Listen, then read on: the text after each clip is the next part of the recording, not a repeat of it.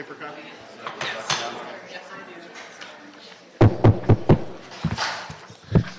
Good afternoon. My name is Gil Cedillo. We are at in Housing, February 27th, 3 p.m., room 1010, City Hall. I am joined by my esteemed colleague, the gentleman from South LA. Is that what your district's called? District. Crenshaw District. Give me two more highlights. Give me another highlight. Chesterfield Square. Chesterfield Square. Vermont Knolls. Vermont Knolls. Manchester Villas. View Heights, Baldwin Hills. There you go. So we are prepared to go forward. We have a quorum. We have item 7 is taken off and continued to the next meeting.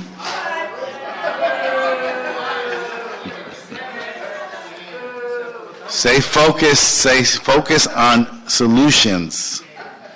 Stay goal focused. If you want to give your public comment today, I'm happy to receive it, and it will inform our decision. But we're very goal focused on this, and so we are happy to take your public comment. I know you came a long way, and you're prepared for that, but we're very focused on getting a solution that meets all your concerns. Okay? But the subject matter will not be heard today. Your public comments will be well received. And so that is our agenda for today. We've got 4 other items. Let's start with public comment, and I'm happy to hear public comment. Did they all get taken off? Oh, sorry, hold on. And put them back on?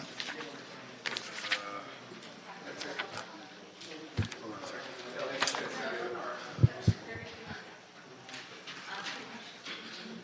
So everybody who's here for public comment, item number 7, please begin to make your way up and identify yourself at the table.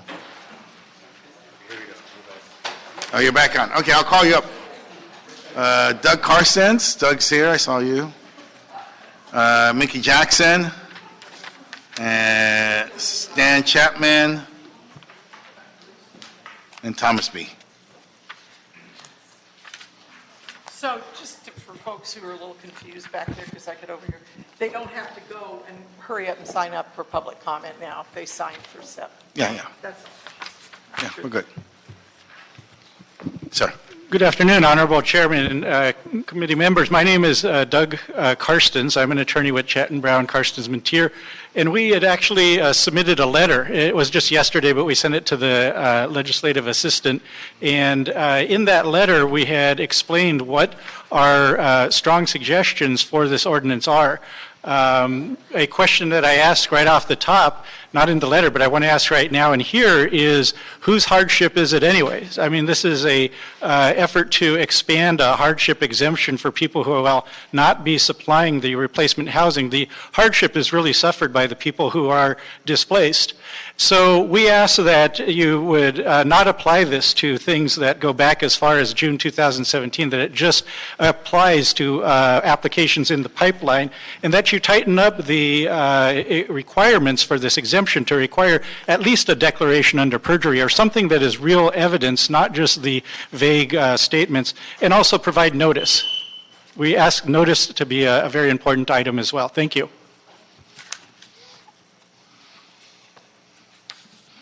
Thank you, sir. That's very helpful. Hi, Mickey Jackson. I'm with the Healthy Housing Foundation, Coalition to Preserve LA, Livable LA.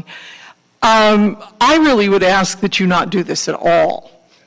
And Mr. Carstens is saying, if you must. And I'm saying, I don't think you must. I think folks who've gotten that far along in the process, they've been allowed to tear down homes that people desperately need. I think they've had enough favors and they've got enough good stuff going for them. They're going to go home and they're going to be fine. I think it is not the time that we should be weakening rent stabilization, weakening affordable homes, weakening people's access to affordable homes. This is the time we need to strengthen that, and I'm frankly a little incredulous that anyone would even put this forward with such a shadow over City Hall from the FBI investigations. This seems like a favor to developers. Sir? Yes. My name is Thomas Butts, and I'm just perplexed on how it is even possible to fathom that. Say, for instance, this is how I feel about this. Okay, you would say something to a person that I can't afford my rent, then go buy a Lexus. I mean, how does a person who has billions don't see the need for housing people that don't have anything? You know, go out there on that sidewalk and tell them that you want to see financial hardship, go outside. Go to Skid Row. That's financial hardship. Me can't afford to pay my bills is financial hardship. Not the need for a new condominium, not a need for a new house, not a need for a new luxury apartment. That's not financial hardship. People trying to live, trying to 2 or 3 families to one house, trying to just to have the basic right to have a housing and a home. And right now it's not the time for more luxury apartments. It's time for us to get people a home. That's all the people want is a home. And how can anybody in clear conscience go out there and look on there and say that a developer has financial hardship when the people out there starving? People hungry. That's what we need. Thank you. Sir. Yes, good afternoon. My name is Stanley Chapman, and I'm here as a concerned citizen. I've been a resident of Los Angeles for 62 years, and I think it's a disgrace what you're proposing, a hardship for developers. Developers do not have a hardship. Developers have a free hand in LA, and I think it's a shame. I think the voters vote people in to make policies that will affect their lives, improve their lives, not tear down their lives, not put them on the streets. Like I said, I've lived here all my life. I've never seen such disgrace. The city has gone from the shining hill, star on the hill, to people living on the streets, everywhere, Hollywood, downtown, in front of City Hall, all over you go, you see tents. Why? Because the policies that are created in this building puts people on the streets. And now developers who claim they're keeping people in housing are putting people on the street. And then people try to debate that they have a hardship. Who has the hardship? People do. Thank you. Thank you. Eduardo, Frank Geely, Eduardo Martinez, Renee Moya, and Jane Demian. I'll just jump on in. My name's Claudia Brick. I'm with End Homelessness Now. Hi, Councilman. First of all, are you guys nuts to bring this forward now? And I see that the author is not even here.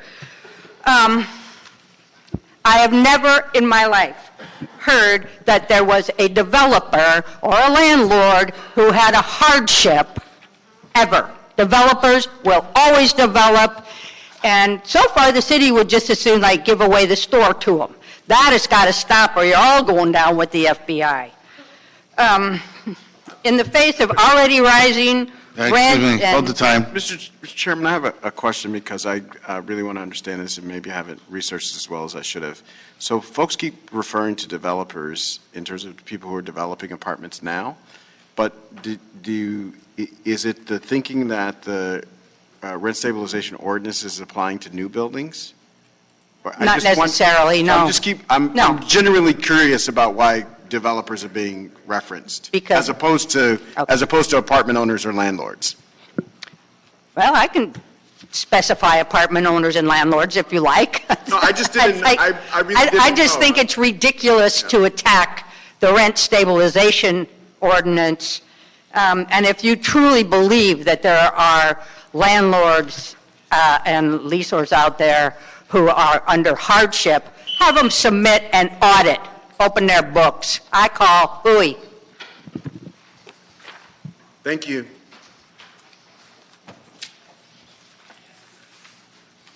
Sir. Good afternoon. My name is Renee Moya. I'm the Director of Housing as a Human Right. I'm here to express my concern with the motion to amend the RSO. We don't believe it's appropriate to make any further amendments to the RSO that throw a lifeline to, much less a retroactive one, to developers and or landlords, especially right now that we're living amidst a luxury housing construction boom across our city.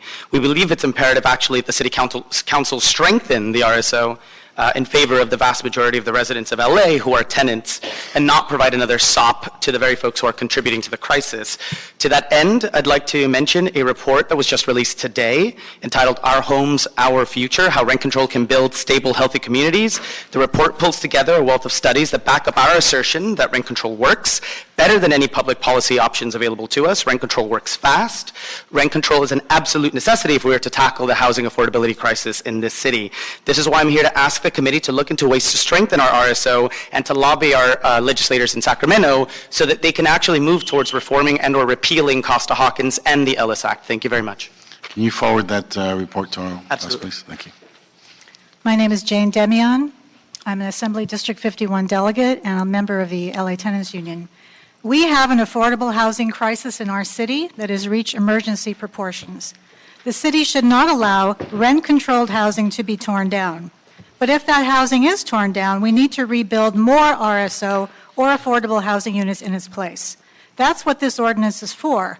So now developers want a financial hardship exemption for those projects started before June of 2017. These are the same developers who had the money to tear down the housing, had the money for design, permits, and possibly even a zone change to build another project, but want to build fewer affordable housing units. This is wrong on so many levels. If you tear down affordable housing, you need to rebuild at least 1-to-1 RSO units or replace with 20% affordable housing. Actually, we need at least 50% of all buildings set aside for low-income tenants, or those making less than $30,000 a year. I urge you to please oppose this exemption. Thank you. Sir? Hi, my name is Frank Gully. I'm a 67-year-old senior. HIV positive, been positive since 1985. I used to live in San Francisco. Impossible to live there anymore. I live in the Hollywood Vine neighborhood. You know, there's buildings everywhere. What's also everywhere are homeless people. And I don't get it that you know, everybody here seems to spend more time talking about development than the homeless crisis. I mean, you guys passed a measure, you collect money, yet nothing is being done.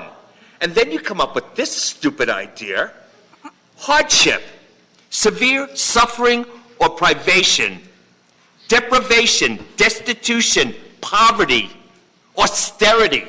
Are you kidding me? Seriously, guys, you need to do better. Thank you. Señor. Yes. Buenas tardes. My name is Eduardo Martinez.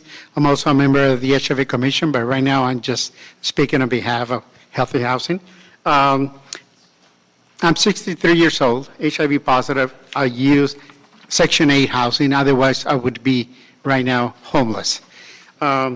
We have gone to the different government agencies here in the city of LA regarding the rent control.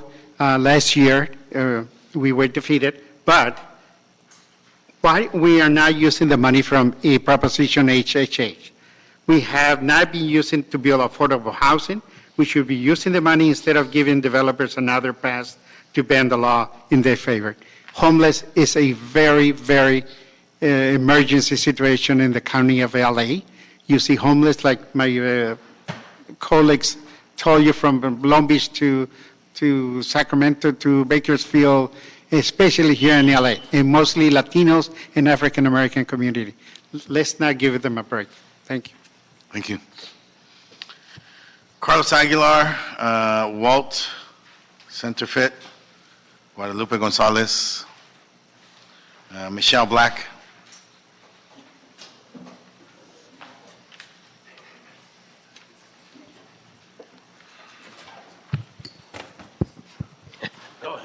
All right, will do. Thank you.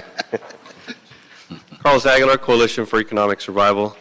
Item 7, we are opposed to this motion to exempt Ellis evictors from current replacement housing requirements.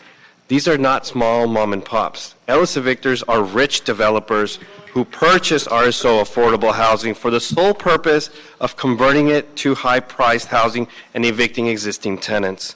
Why would we provide a gift to a developer that has displaced seniors, families, and working people? Let me remind you that these replacement housing requirements are for developers who have violated the intent of the Ellis Act by renting before the 5-year prohibition to rent. These developers should be getting penalties, not exemptions. We urge that you vote a resounding no to this proposal. Thank you. Well, Thanks. I'm Walt Centerfit from the LA Tenants Union. I'm a 75-year-old cancer and HIV survivor who was thrown out of my house by an Ellis Act abuser 3.5 years ago.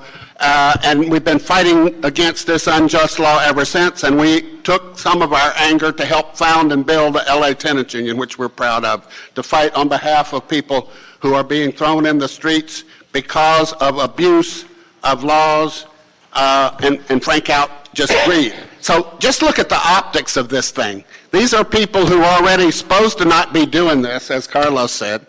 They're doing it, and there was a fix that was supposed to have been carried over in this amendment to the Ellis Act in 2017, and apparently it didn't get put in. So now they're coming and asking for putting in a fix for them, if it was in the pipeline, for ability to apply for economic hardship exemption to the requirements about replacement and or putting under the RSO the units that have been destroyed. It just don't look right because it ain't right. thank you. Guadalupe? Yes, my name is Guadalupe Gonzalez. I a tenant and I live in the District 8. And we should say this is a technical thing about we support to build more affordable units, but very, very low income, because what we need is very low income. And then no hardship exemptions for these developers. We are in crisis for housing. We have a lot of tenants fighting for the units. And then now we need to thinking about spend the rent control, but we talking about giving exemption to developers, and I'm very sad to see that and then everyday families in need for housing. And then, thank you. Okay. Michelle Black? Good afternoon, Michelle Black on behalf of Livable LA and the AIDS Healthcare Foundation, and organizations that advocate to retain and increase LA's stock of affordable housing, and we believe this motion would do the opposite. Most of my points, I believe, were covered by Doug Karsten's ways to tighten up the language if you must go forward with this, but we did want to answer the council member's question asked earlier. Yes, there are rent-stabilized units that are being torn down, and they are being replaced with market-rate ones, and that's why this matters to us so much. So, thank you.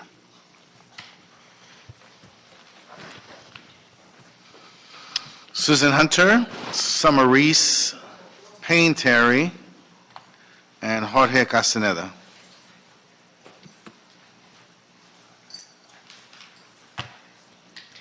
Susan Hunter, Los Angeles Tenants Union Hollywood local caseworker. I'm here today to oppose this motion. We had in 2016 a 6% vacancy across the city. We don't have a housing crisis. If you want to go bare bones, we have more housing units than what we need. What we have a crisis of is building more luxury housing and destroying the affordable housing that people actually have. What the problem with this proposal is that you're saying there's an issue with luxury developers and losing their funding, and somehow that puts them in a financial hardship. And what this really speaks to is the wider crisis that the city is rubber stamping and approving projects you should not be. You are causing this crisis that we currently find ourselves in when the only thing that's allowed to be created is luxury housing, saying that they're the only ones who create the affordable housing. We can't continue to take away the housing that we have that houses people and put them on the streets and then say the only other option is to keep building more luxury housing to solve that crisis. So I'm asking you today to not continue this, but to say and oppose it. Send it back to O'Farrell and say you have to rewrite it. Thank you for your time. Hi, thank you. My name is Summer Reese. Hello, Councilman Harris Dawson. We spoke at some length about 3 months ago when you were at our neighborhood council. I'm a homeowner and a taxpayer and a voter and a constituent in your district. I also was homeless during my childhood here in Los Angeles. I see this from all different sides. Homeowners are being completely crucified in this city. If you can't pay your taxes, there's 10% penalties and interest. If you lose your house, too bad. Old people are being preyed upon by the PACE program and rapacious contractors. I've saved one of my friends from this myself, who come in and make their mortgages unaffordable and their taxes unaffordable. And what you have here is giving things away to the developers. It's all connected. You need a stable society of renters and homeowners. My father is a renter who has lived in Koreatown for 37 years in a rent-stabilized apartment in the same building. He has serious mental health issues. He has a stable life in a stable apartment. This is what a good city has. It has owners who can keep their homes and renters who can afford them, and not equity investment firms that own 23,000 single-family homes in Los Angeles and huge apartment building owners. These are rapacious developers robbing our city blind, and you need to stand up and protect Jorge us. Castaneda. We're your Thank you. citizens. Jorge Castaneda. Hi, Jorge Castaneda, Coalition to Preserve LA. I rent in Councilmember O'Farrell's district, and I am a documentary producer. I add my voice to the objections Mr. Carstens and others have here already argued, objections to consider RSO hardship exemptions for developers without requiring evidence of financial hardship. This proposed exemption ordinance should be denied emphatically and without pause. The fight for housing justice against corruption isn't easy. I've quickly learned this, and it never has been. It probably never will be. It exacts a toll on us, our families, our friends, our children. On the other side of this, of these rat-infested walls, are our brothers and sisters who they're displaced, they're homeless, they're living in cars, they're housing insecure. It is them who we should be writing up ordinance proposals for. They're the ones that are experiencing true hardship, guys. Let's get it together. Let's change this thing. Let's put things in the correct course before it's too late. Thank you. Payne Terry.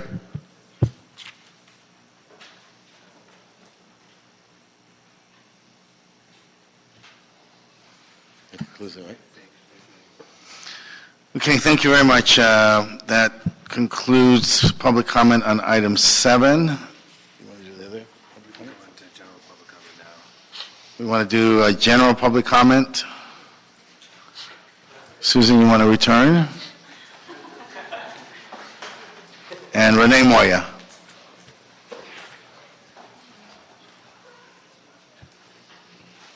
Susan Hunter, Los Angeles Tenants Union Hollywood local caseworker. I'm here today because another huge problem that we are not addressing is the fact that relocation amounts are not cutting it. Somebody who's elderly getting 20,000 RSO relocation amounts for no fault eviction. Right. The amounts aren't high enough. The amount should not be based on interest rates. They shouldn't be based on anything else. They should be based on what it costs to prevent somebody from becoming homeless within 5 years of losing their RSO housing. Currently, $20,000 and that money's gone in 2 years, and we're seeing an increase of homelessness of people who were housed, who had RSO housing that they could afford, and then they got pushed into the market that we're seeing today, which are 3 or 4 times what they were paying before. So we're going to have to start realistically addressing why we're basing the numbers on what we're basing them on, and what we're doing to increase them so we can stop people from becoming homeless because they lose their housing. $20,000 is not going to be fair enough. $8,000, and it can't be per unit. It needs to be per bedroom. Having 3 people living in a 3-bedroom apartment splitting $8,000, you're guaranteeing they're going to be homeless. Thank you. Sir. Hi, again, Renee Moya with Housing is a Human Right. I just wanted to mention 2 separate things, 2 separate issues that matter to me. On the one hand, again, the extension of the RSO is extremely important to me. Yesterday, I spent a good deal of my morning ferrying around a tenant who is in crisis because her and her entire building, along with about 3 or 4 other buildings in Lincoln Heights, is experiencing 40% rent increases at the moment. The tenants, again, are not under RSO. They're not under rent control. The conditions in the building are not great.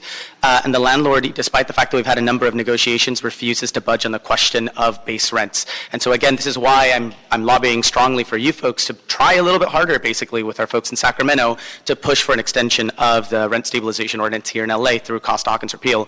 The last thing I'd like to say is, again, I'd like to speak in support of the Anti-Harassment Ordinance. Again, I know this is not being discussed today, but we find it extremely vital. A lot of the tenants that I'm working with right now, also in Highland Park at the moment, are currently experiencing a lot of displacement pressure, a lot of harassment by their landlord, who is trying to offer them multiple cash for keys offers while they live in terrible conditions, and other forms of harassment like texting and calling them constantly, trying to get them to accept buyout agreements. And so again, I think it's both of these things are absolutely vital. An extension to rent stabilization here in LA on the one hand, and the passage of the Anti-Harassment Ordinance. Thank you. Thank you.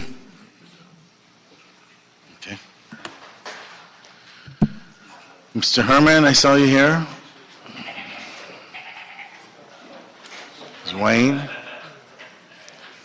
Is Wayne joining you this afternoon?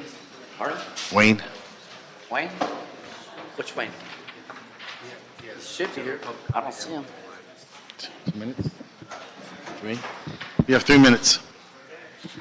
Well, for those of you who are not aware of what a hardship is, the selfishness of a city that condemns homeless people and looks down upon you with the spirit of hate, ego dislike for human life, and lack of love to provide.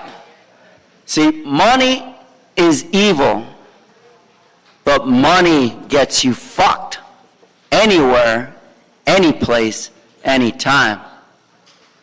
So, with the investment of HHH and Measure H and Measure 2, all these structures of federal and state dollars being stolen to provide you, your neighbor, your loved one, your disabled child or family member, look what this fucking city has done. Look as you walk out on the streets and see your brother, whether he's color or not. It's a man or a woman living in the goddamn street. And let you raise your eyes to see your child suffer. Not just economically, but the so-called deposition of what politicians do for a living. Live off your hard earnings. So, as the FBI investigates Marquise 2.0 Dawson and his money stealing in Plum, which eliminates housing, structurally takes away housing to give to developers at $1 per lot of your investment, Angelinos, this is what you get from it. So what do? You come here and you vent. Look the motherfucker in the face and say, NWA, fuck you. This is how we live. We want equal access to life. Instead, we have to fight for every motherfucking inch and live in this hardship called life. Socialism Democrats who put us in the street, Mr. Marquise Dawson, and the FBI investigation. You and Weezer created the gentrification in Los Angeles. So take responsibility and get a bag of chestnuts between your legs and live up to your agreement. Provide housing. Thank you, sir. Thank you. Okay, that concludes public comment. At this time, we'll call item 1 and 2. Yep. I requested to speak.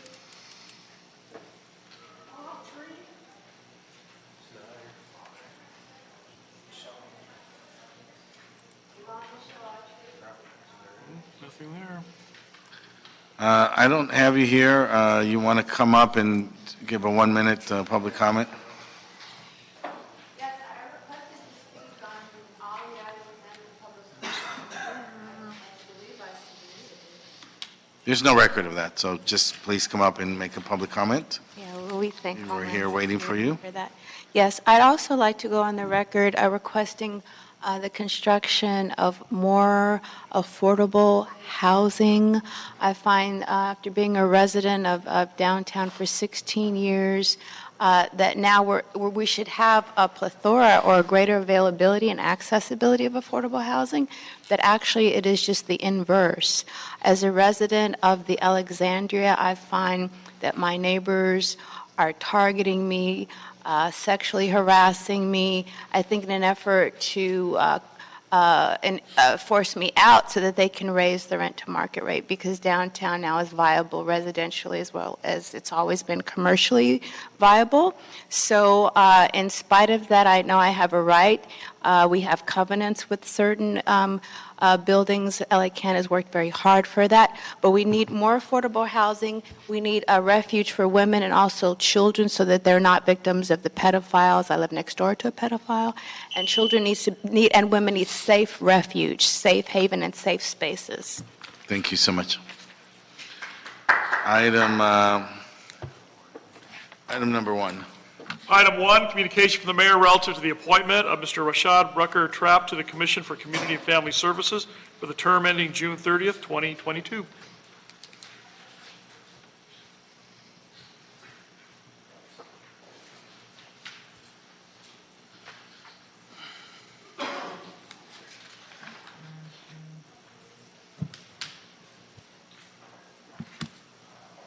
Good afternoon. You want to tell us about your anticipated contributions to the commission and good afternoon. What your plans are? Good afternoon, Chair, and to my council member, Mr. Harris Dawson. Thank you for the opportunity to be nominated to be on the commission.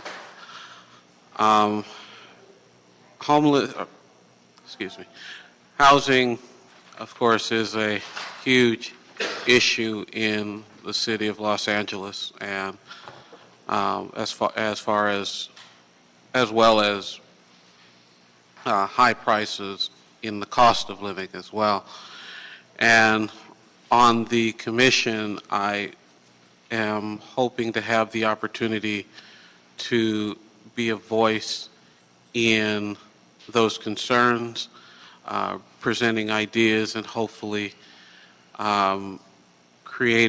assisting in creating legislation that can solve a lot of the issues that are facing the city when it comes to housing.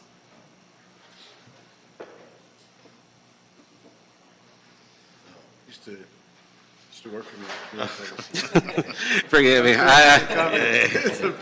Recuse yourself. Well, having said that, then we look forward to your participation. Obviously, you've heard we have tremendous challenges in the city in terms of how we move this forward, and so we look forward to your experience in terms of informing us on how we should move forward and make this happen. Thank you, sir. Thank you. Move the item. No objection. So be the order. Next item. Item 2, LEHCIDLA report and CAO report relative to request for approval to execute disposition development agreements and various other actions for the development of affordable housing on city-owned properties. 2 of the files on this matter have also been referred to the Information Technology and General Services Committee. Good afternoon. My name is Marilee Orellana Farias with the Office of the CAO. The Housing and Community Investment Department is requesting authority for various actions related to the disposition of city land for the development of affordable housing. Subsequent to the release of the CAO report, the committee indicated that they wish to amend our report to remove the following properties from consideration: 5215 and 5260 South Figueroa Street, and 5887 through 5879, and 5888 through 5910 Crocker Street. Good afternoon, Helmi Hisarick, Housing Director. I'm here with my colleague, Daniel Herman, and we're just here to answer questions on the report if there are any.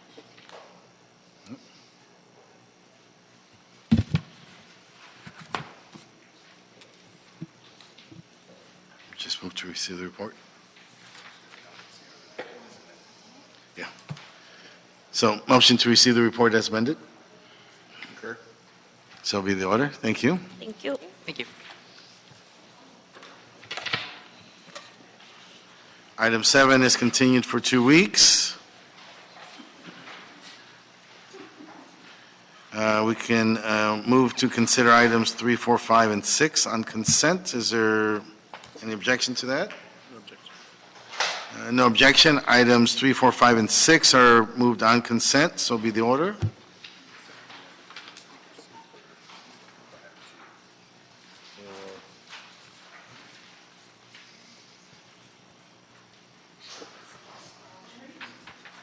So we have, before we take that action, we have some additional comments for item 2. Item 2 and what? Item 2, we have an additional comment. Who signed up for item 2? Well, please join us.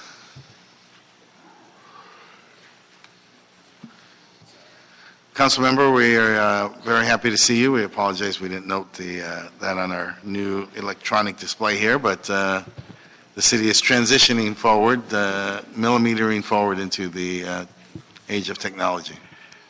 Thank you, Mr. Chair, colleagues, very much. Honorable Rudy Swornich Jr., former chair of this committee here, representing Mr. DiBernardo, Mr. DeLuca, who are adjacent property owners to the parcel on which the project is being mentioned in San Pedro.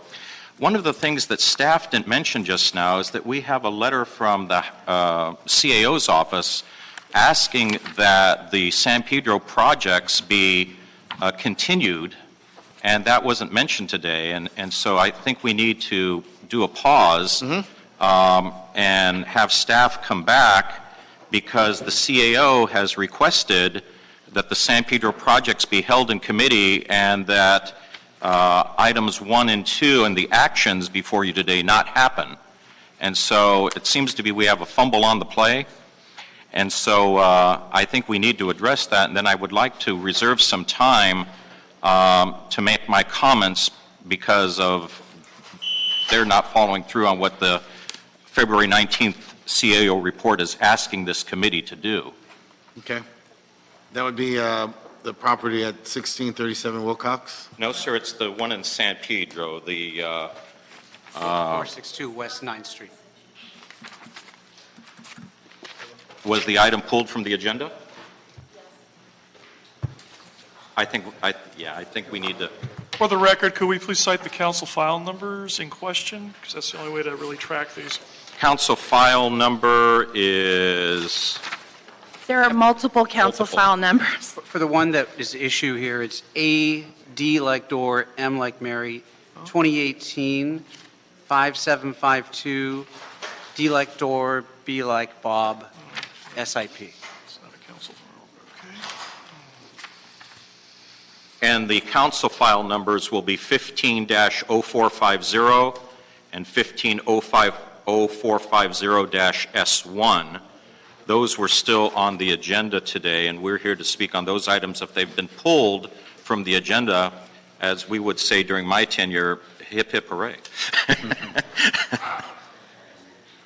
Yes.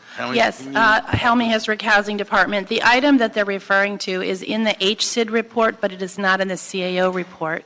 And it was pulled from the CAO report, and it's on hold.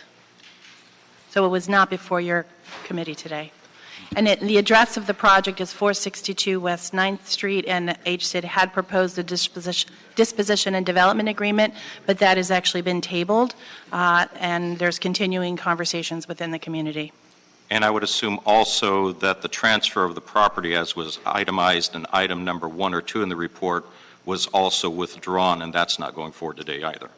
There's no transfer of property for that site. So the item is being held in committee? I don't think it's in.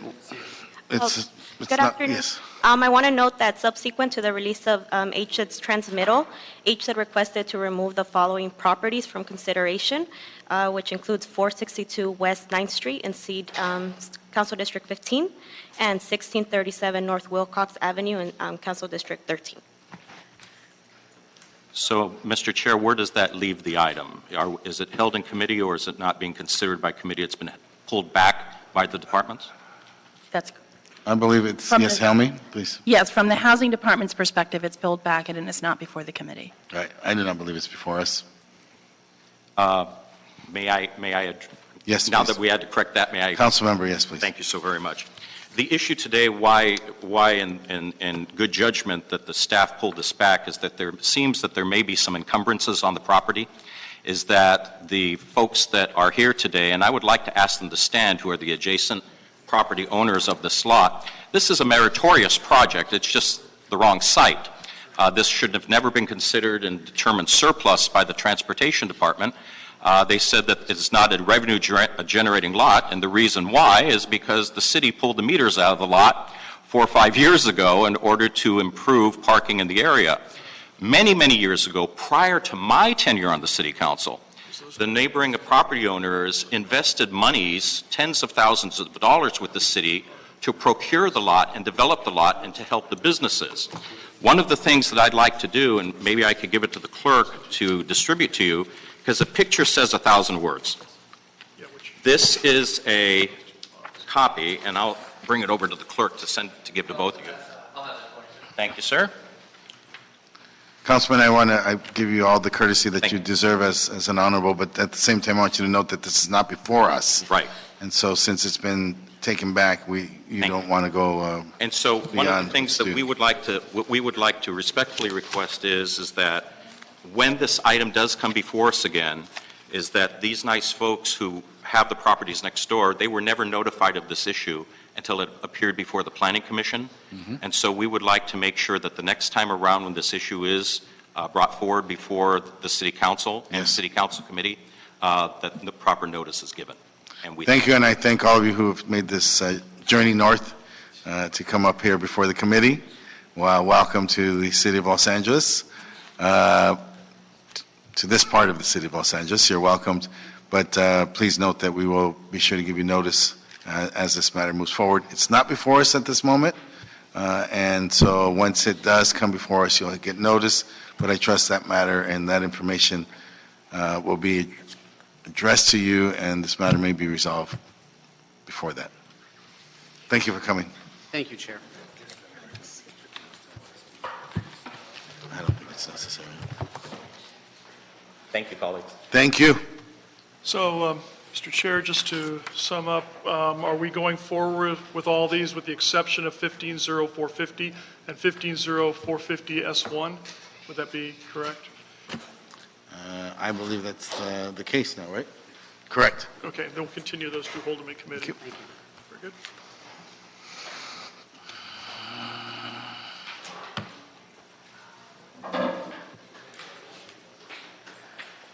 Okay.